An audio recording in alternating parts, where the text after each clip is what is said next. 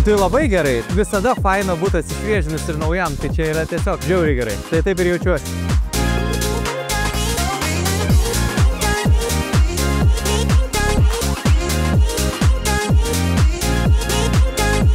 Jaučiuosi fresh, nauja, šviežia.